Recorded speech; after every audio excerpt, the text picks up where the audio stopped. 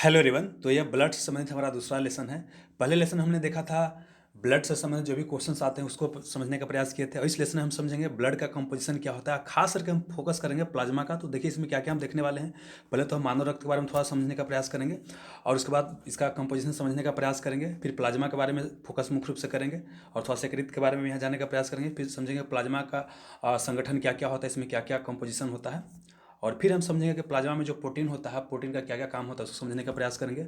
और फिर हम जानेंगे सीरम क्या होता है उसको समझेंगे।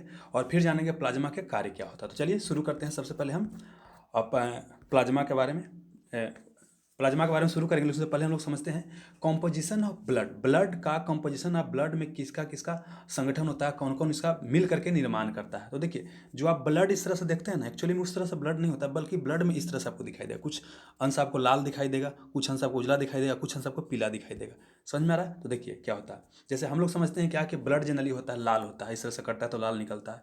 तो मानव रक्त का रंग जनरली लाल दिखाई देता है, लेकिन अगर ब्लड का अंदर घुसने का प्रयास करेंगे, अंदर समझने का प्रयास करेंगे, तो ब्लड आपको इस तरह से दिखाई देगा। पीला वाला भाग दिखाई देगा, उजला वाला भाग दिखाएगा, और लाल वाला भाग दिखाई देगा। समझ में आ रहा है? तो इसी को समझने का प्रयास करते हैं। देखिए कैसे ब्लड का कंपोजिशन होता है। ब्लड को क्या होता है, दो भागों में बंटा रहता है। एक लिक्विड भाग होता है, एक क्या होता है आपका ठोस भाग होता है। समझ में आ रहा है? तो देखिए लिक्विड भाग जो होता है वो ज़्यादा होता है। ब्लड में क्या होता है, यही जो लिक्विड बोलते हैं, जिसको तरल बोलते हैं या द्रव भाग बोलते हैं, ये ज़्यादा होता है। अगर ब्लड का पूरे बात किया जाए तो उसमें का 55% या 60% क्या होता है, तरल भाग होता है। जबकि 40 से 45 भाग क्या होता है, ठोस होता है। बात समझ में आ रहा है? तो यहाँ हम समझने के लिए हैं कि लिक्विड भाग कितना होता है 55%, और ठोस भाग कितना होता है 45% के आसपास होता है। मतलब कि ज़्यादा कौन होता है, अगर क्वेश्चन पूछे कि ज़्यादा कौन होता है, तो लिक्विड वाला ज़्यादा होता है। और लिक्विड वाला भाग को क्या बोलते हैं, प्लाज्मा बोलते हैं। लिक्विड वाला भाग को क्या बोलते हैं, प्लाज्मा बोलते हैं। वहीं अगर सॉलिड भाग की बात करते हैं, ठोस भाग की बात करते हैं, तो उसको या तो कोशिका बोलते हैं, या कण बोलते हैं, या रुधिराणु बोलते हैं। इंग्लिश में बोलेंगे सेल्स बोलेंगे, या तो कार्पुस्कल्स बोलेंगे। बात समझ में आ गया? तो ये हो गया। अब क्या होता है, जो ठोस भाग होता है ना, ये तीन भागों में फिर बटा होता है। एक को बोलते हैं आरबीसी बोलते हैं, red blood cell, white blood cell. एक को बोलते हैं प्लेटलेट्स बोलते हैं। तो इसके बारे में हम बाद में चर्चा करेंगे। हमारा मेन फोकस में होगा प्लाज्मा के ऊपर कि प्लाज्मा एक्चुअली क्या होता है, इसको समझने का प्रयास करते हैं। तो देखिए क्या होता है। ब्लड को इस तरह से आप देखते हो, किस तरह से आपको दिखाई देता है कि लाल होता है ब्लड। तो देखिए ब्लड के अंदर में कंपोजिशन क्या होता है कि देखिए मैक्सिमम भाग जो होगा, मतलब आधा से ज़्यादा भाग 55% के आसपास क्या होगा, प्लाज्मा होगा। क्या होगा, प्लाज्मा होगा। अब प्लाज्मा जो होता है तरल भाग होता है। प्लाज्मा क्या हो गया, तरल भाग हो गया, मतलब लिक्विड कंपोनेंट हो गया। और इस प्लाज्मा का जो रंग होता है ना, रंग होता है हल्का पीला। देखिए ये आपको दिखाई दे रहा है वाला, यही क्या है, प्लाज्मा। ये वाला क्या है, प्लाज्मा है। इसका रंग हल्का क्या होता है, पीला होता है। बात समझ गया? और पीला क्यों होता है, तो पीला होता है, देखिए बायोलॉजी या केमिस्ट्री में जब भी कुछ का रंग के बारे में पढ़िएगा ना, तो समझिए कुछ पिगमेंट होता है, वर्णक होता है, जो उसको रंग प्रदान करता है। तो यहाँ पर रंग प्रदान करता है बिलीरुबिन वर्णक, या बिलीरुबिन पिगमेंट प्रदान करता है। अब बात करते हैं बिलीरुबिन होता है क्या, तो समझने का प्रयास करते हैं। देखिए ये हमारा एकीकृत हो गया। क्या हो गया, एकीकृत हो गया। तो एकीकृत एकीकृत के बारे में आपको डाइजेस्टिव सिस्टम में और बताया जाएगा। फिलहाल जानिए एकीकृत होता है। एकीकृत से क्या होता है कि दो तरह के आपका यहाँ पर पिगमेंट निकलता है, वर्णक निकलता है। एक को बोलते हैं बिलीरुबिन, जिसका काम होता है हल्का पीला रंग प्रदान करना। हल्का क्या, पीला रंग प्रदान। एक होता है विलीबर्डिन। क्या होता है, विलीबर्डिन होता है। तो विलीबर्डिन क्या होता है, जैसे आप पित्त रस का नाम सुने होंगे, उसका रंग कैसा होता है, हरा रंग होता है। तो बिलीबर्डिन क्या करता है कि हरा रंग प्रदान करता है कोई भी चीज़ को। और जो बिलीरुबिन होता है, बिलीरुबिन होता है, ये क्या करता है, आपका पीला रंग प्रदान करता है। जैसे आप पीलिया रोग के नाम सुनेंगे, इसको जॉन्डिस बोलते हैं। जब किसी मनुष्य को पीलिया रोग हो जाता है, जॉन्डिस हो जाता है, तो उसका शरीर का रंग हल्का क्या होता है, पीला हो जाता है। तो ये होता है आपका पीला रंग बिलीरुबिन प्रदान करता है। तो फिर समझते हैं। तो प्लाज्मा का रंग क्या होता है, हल्का पीला होता है। ऐसा कारण क्या है, बिलीरुबिन वर्णक होता है। तो आपको पीला दिखाई दे रहा है वाला, यही क्या है आपका ब्लड का प्लाज्मा वाला भाग हो गया। यही क्या है, तो सबसे ज़्यादा वाला भाग होता है। ठीक है, चलिए। और बाकी क्या होता है, आरबीसी होता है, डब्ल्यूबीसी होता है, और प्लेटलेट्स होता है। उसको बाद में समझेंगे अगले लेसन में। अब समझना क्या कि देखिए प्लाज्मा में आरबीसी नहीं होता। प्लाज्मा में क्या होता है, आरबीसी नहीं होता। जैसे अभी हमने यहाँ पर क्या देखा, यहाँ पर देखा कि देखिए ये प्लाज्मा हो गया। तो देखिए प्लाज्मा में क्या होता है कि आपको डब्ल्यूबीसी और प्लेटलेट्स तो दिखाई देगा। प्लाज्मा के अंदर जो होता है डब्ल्यूबीसी और प्लेटलेट्स होता है, लेकिन ये आरबीसी नहीं होता। आरबीसी क्या होता है, नहीं होता।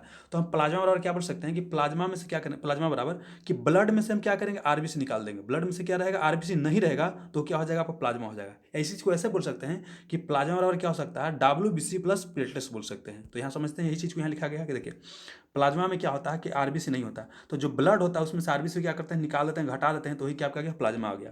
या ऐसी चीज़ को लिख सकते हैं कि डब्ल्यूबीसी आप प्लस प्लेटलेट्स को क्या बोलते हैं, प्लाज्मा बोलते हैं। ठीक है, चलिए अब आगे समझने का फिर से प्रयास करते हैं।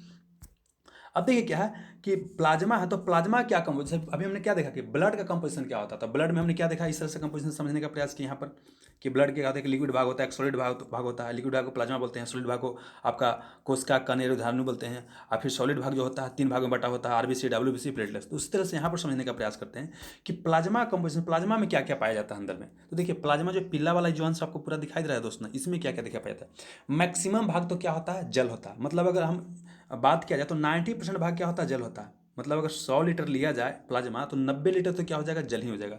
मतलब देखा जाए तो जल ही क्या होता है, मुख्य कंपोनेंट होता है। उसके बाद इसमें क्या होता है, प्रोटीन पाया जाता है। 5 तरह के प्रोटीन पाया जाता है प्लाज्मा में, जो आपको आगे बताया जाएगा इसी लेसन में।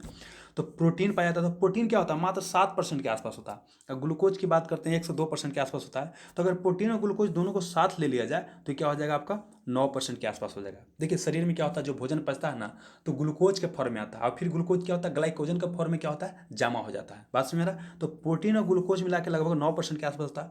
और जो मिनरल्स होता है, लवण वगैरह या खनिज लवण वगैरह कहता हूँ, 1% के आसपास होता है। तो देखिए 90% ये हो गया आपका जल हो गया, और 9% आपका प्रोटीन और ग्लूकोज हो गया, 1% क्या हो गया, आपका खनिज एवं लवण हो गया। तो अगर क्वेश्चन पूछेगा कि प्लाज्मा में सबसे ज़्यादा क्या चीज़ रहता है, तो क्या रहता है, जल रहता है। समझ में आ गया। चलिए अब आगे समझने का प्रयास करते हैं। देखिए प्लाज्मा में क्या होता है दोस्त कि 5 तरह के प्रोटीन पाया जाता है। प्लाज्मा में क्या होता है, 5 तरह के प्रोटीन आपको पाया जाता है, और प्रोटीन का नाम आपको याद रखना जरूरी है। तो देखिए क्या, एक होता है थ्रोम्बिन, एक होता है प्रोथ्रोम्बिन, एक होता है ग्लोबिन, एक होता है फाइब्रिन, एक होता है फाइब्रोबिनोजोन। अब देखिए पहला बार पढ़ेगा तो आपको याद नहीं होगा, लेकिन समझने का प्रयास करते देखिए क्या होगा। थ्रोम्बिन तो दूसरा का प्रोथ्रोम्बिन, इसमें क्या लगाना है, प्रो लगाना है। मतलब क्या लगाना है, सिर्फ प्रो लगाना है। Thrombin prothrombin, thrombin prothrombin, thrombin prothrombin, 4 बार पढ़ेगा तो याद हो जाएगा, थ्रोम्बिन प्रोथ्रोम्बिन। समझ में आ गया। चलिए फिर क्या, फाइब्रिन हो गया फाइब्रोबिनोजोन। क्या हो गया, फाइब्रिन और फाइब्रोबिनोजोन।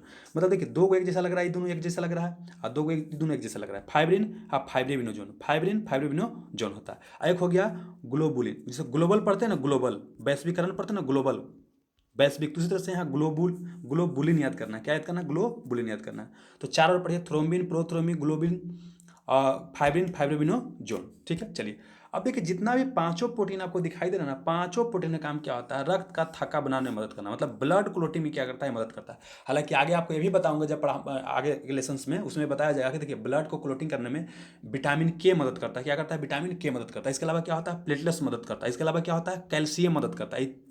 ये तीनों याद रखिएगा। देखिए एक तो क्या होता है कि आपका प्लाज्मा ब्लड को थक्का बनाना या क्लोटिंग करने में मदद कर रहा है। इसके अलावा विटामिन के, ठीक ना। उसके अलावा क्या बोले हमने, प्लेटलेट्स बोला। उसके बाद क्या बोला, कैल्शियम मदद करता है। तो सब याद रखिएगा। समझ में आ रहा। चलिए लेकिन आपको जनरली जो क्वेश्चन मैक्सिमम पूछा जाता है, विटामिन के बारे में पूछा जाता है। बात समझ में आ गया। देखिए समानता अगर आपका क्या हो गया कि ब्लड वगैरह होता है ना, शरीर वगैरह में खोच पड़ गया या कट फट गया, तो 2 से 5 मिनट के अंदर ब्लड क्या हो जाना चाहिए, जमा हो जाना चाहिए। ठीक ना। तो देखिए क्या होता है, ब्लड को जमाने में या थक्का बनाने में मदद कौन करता है, क्लोटिंग का मतलब थक्का बनाना होता है या जमाना होता है। इसमें पांचों मदद करता है, मतलब थ्रोम्बिन प्रोथ्रोम्बिन ग्लोबिन फाइब्रिन फाइब्रिनोजोन। लेकिन सब मुख्य कौन होता है, तो मुख्य कौन होता है, फाइब्रोबिनोजोन। यही आपको याद रखना, फोकस इसी पर करना है कि फाइब्रोबिनोजोन क्या होता है, इसमें मुख्य होता है। अब समझिए क्या होता है, प्लाज्मा में 5 तरह का प्रोटीन पाया जाता है। आई पांचों से क्या करते हैं कि ए को हटा देते हैं, फाइब्रोबिनोजन क्या करते हैं, हटाते हैं, बाहर निकाल देते हैं। ठीक है ना। तो जो बच जाएगा उसको क्या बोलेंगे, सेरम बोलेंगे। क्या बोलेंगे, सेरम, सेरम, ACRUM, सेरम बोलेंगे। फिर समझिए प्लाज्मा में 5 तरह का प्रोटीन पाया जाता है।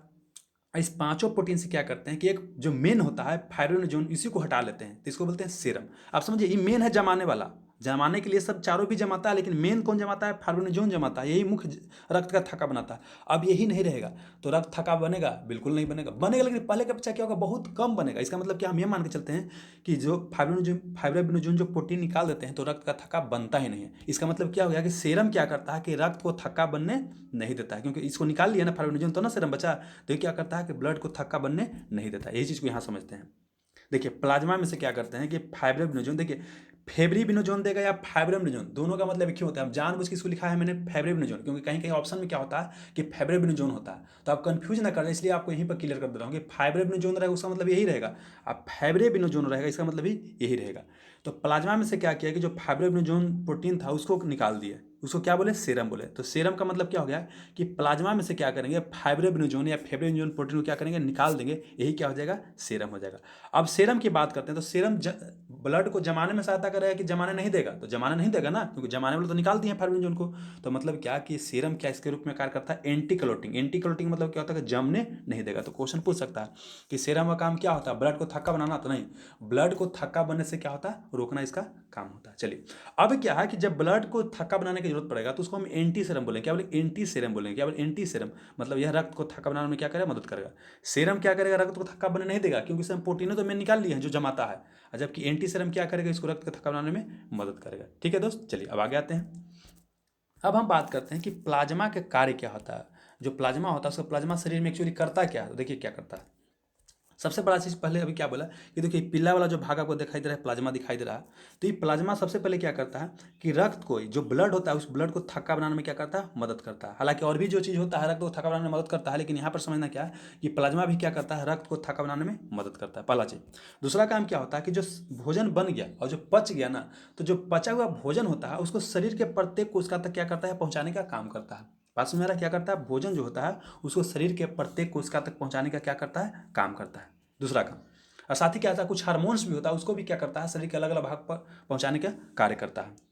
अगला काम जो होता है, रक्त के पीएच मान को क्या करता है? स्थिर करता है। देखिए रक्त का पीएच मान कितना होता है? 7.4 होता है। 7 पॉइंट क्या होता है? 4 होता है। तो देखिए रक्त का पीएच मान ना इससे ज़्यादा होना चाहिए, ना इससे कम होगा। अगर ज़्यादा हो तो भी समस्या है, अगर कम होगा तो भी समस्या है। बात समझ रहा? तो मतलब क्या है कि रक्त का पीएच मान क्या होना? 7.4 के आसपास ही होना चाहिए। अगर इससे ज़्यादा कम हो जाएगा तो क्या हो जाएगा? समस्या हो जाएगा।